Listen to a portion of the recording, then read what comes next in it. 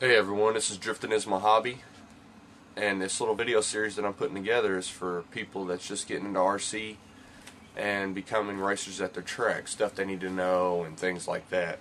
Terms is what we're about to discuss right now, the lingo you need to talk RC tech, right? So we'll start with some of these I'm not going to read out because most of them is just so common, it's just a regular thing everybody should know. An A-arm, of course, everybody knows, is a type of suspension arm so named because it is narrow at the wheel and wider at the chassis, resembling a letter A. H-arms and L-arms are other varieties. ARTR, a lot of people doesn't know what that is. That's almost ready to run. Unlike any ready to run that is completely ready to run with included radio gear, and almost ready to run is usually fully assembled but does not include the radio gear. So that's what ARTR stands for. Everybody knows what a bearing is. The break-in brush compared to brushless, that is, an electric motor. The brush physically contacts the commutator to transfer electrical energy to the wire wrapped around the motor's armature, not literally a brush with bristles. An electric motor brush is actually a solid piece of copper alloy. It's like a solid block. Everybody knows about brushless motors and lipos and all that coming into play today. So a brushless motor is a type of electric motor that does not use brushes or any other physical contact between the non-rotating motor can, the stator, and the rotating shaft, the rotor. With no brushes to wear out, brushless motors are very efficient and require little maintenance. That's pretty cool. Everybody knows what CA is. That's the glue for gluing RC wheels. Camber, the angle of a wheel viewed head-on, as if the car were driving directly toward you. If the tire leans in toward the car, it has negative camber. If it leans outward, it's a positive camber. Perfectly vertical is zero camber. Carburetor, that's nitro stuff, of course. Component of an engine that meters the flow of the fuel and air into the combustion chamber. By adjusting the carb's needle valves, the ratio of fuel to air can be made more or less. Less fuel or rich, more fuel to tune the engine. Caster. Everybody thinks I'm talking about caster fuel in the nitro car, when actually it's examine the steering parts of a car, and you'll see the steering arms rotate on the pin that is angled slightly rearward. This angle is referred to as caster. Caster promotes straight line stability. CG, of course, short for center of gravity. The chassis, everybody knows what that is, so I'm not going to explain that one. The clutch bell, that's also for a nitro motor. That's what connects to the spur gear. Clutch shoes, that's what engages the clutch bell. The commutator, the copper segments attached to a motor's armature and soldered to the wire wrapped around the armature. The commutator is connected by the motor's brushes to energize the wire, causing the armature to spin. The CVDs, constant velocity drive, a brand name of MIP. CVDs operate without backlash and are rebuildable for maximum life and performance. CV style axles are offered by other brands, but only MIP axles are CVDs. That's pretty crazy. Differential. You know what that is. If not, I'll read it out. As the car turns, the wheels on the inside of the turn travels less distance than those on the outside of the turn. This makes it difficult for the drive wheels to maintain traction because one wheel always rotates at the speed less than the ideal for negotiating the turn. A differential is a device that allows the wheels to turn at different speeds while transmitting power to both wheels. That's pretty cool.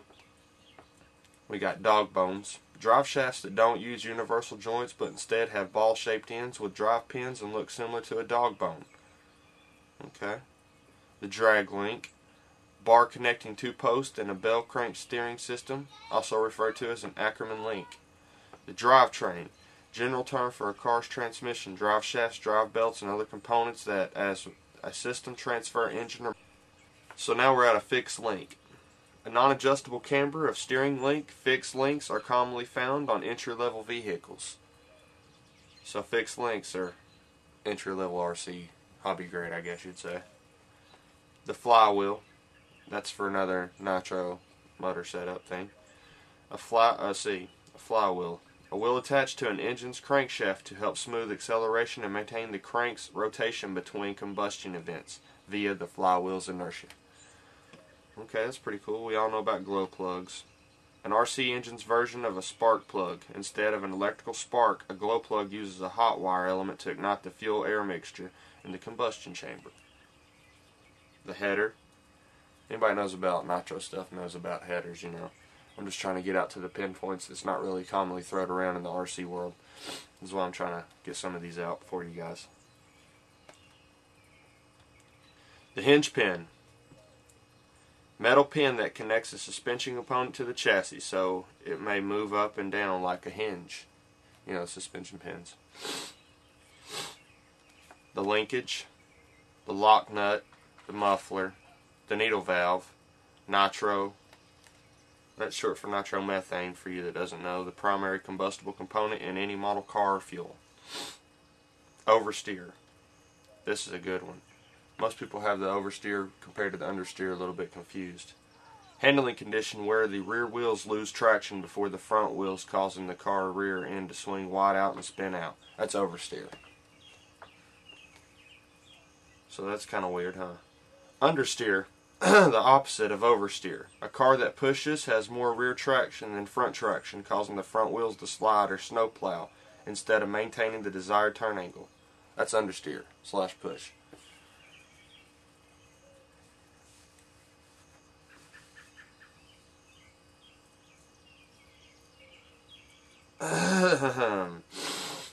Let's see here. Also, people know about crystals and the 2.4 gigs coming out.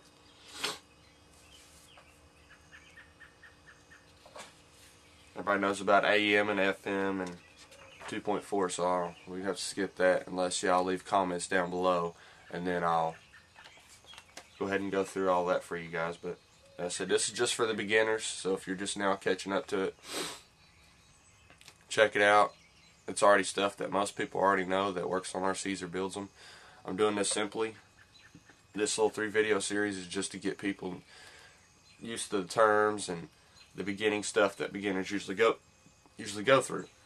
So if you have any questions or comments, please leave them down below, as I said, and I'll answer them and try to get them posted up. Get back to you as soon as I can on any questions or anything that you have. Let's see, we'll start with the next thing that most people doesn't know is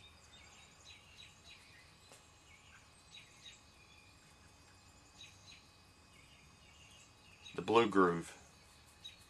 The blue groove's about racing, so this will be racing topics. On hard-packed dirt tracks, the most used racing line may develop a visible blue groove as wearing tires deposit rubber onto the track. Any track that is hard enough for this to happen is called a blue groove track. Okay. Also, this is all racing terms, so we'll go with the line. Somebody says, "Yo, you're on the line." Stay on the line. That means optimum way to get around the track in the shortest time. Qualifying. Series of races that determine the starting order and the final races of the day. So, you know, you have like the heat 1 and 2, or heat A and B, and then the A main. That'll determine the A main. Transponder. If anybody's not familiar with the transponders, that is a small electrical device that is mounted on a race vehicle. It works in conjunction with a sensor located at the start-finish line to count laps, calculate lap times, and the track positions of cars in the race. So, turn marshals. People who assume positions at various points of the track to assist racers when their vehicles flip over, get stuck, or are no longer operable. At most tracks, drivers from the previous race act as corner marshals for the next race. And every racetrack that I've been to pretty much acts like that. That's how that really is after your race, you have to put down your equipment, no matter if it's broke or what, and go to where you're supposed to be to turn marshal for the next race. That's expected of you. So that'll pretty much wrap it up on the RC lingo for you guys out there. As I said, if you have any questions or comments, please leave them down below. This is Drifting is my hobby. Y'all have a good